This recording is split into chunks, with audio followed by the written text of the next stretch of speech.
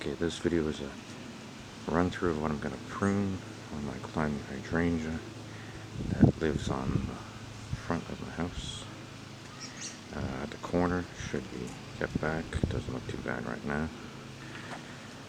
Down from the windowsill, off the window casing. Another place it should live is within the eaves trough. So if I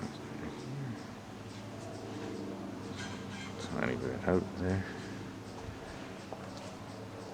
There should be 2 bricks exposed at the top to keep the vine out of the soffits.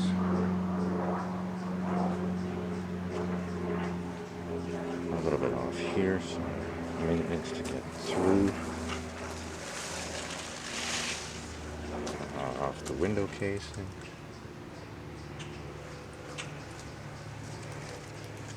I'll put it back from the windowsill so I don't have to prune it every week. And here you can see that it's got plenty of room to grow out. Oh, actually that one, there's one shoot. I don't know if it's showing up in the shadow, but there's one shoot that's close to the eaves trough, so that's, I don't want to put all that off the casing. Exposing 2 breaks at the top to keep it off the casing. Off of here too, same thing.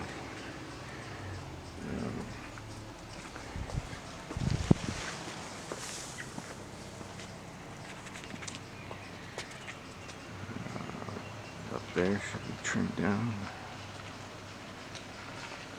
I'm okay with it coming a little bit over the window, about a foot.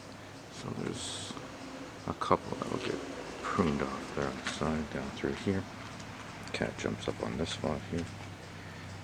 The cat with more muscle and life. And then they come down on this side. And the older cat comes down on this bench. And out here, and that's way too much stuff for her to get by. So this might get pruned out even more. Make a little path for the cat to come up and down.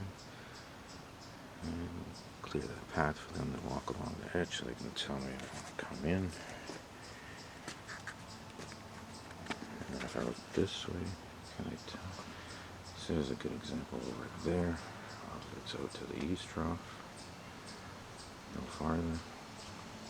Here, still have this room to go.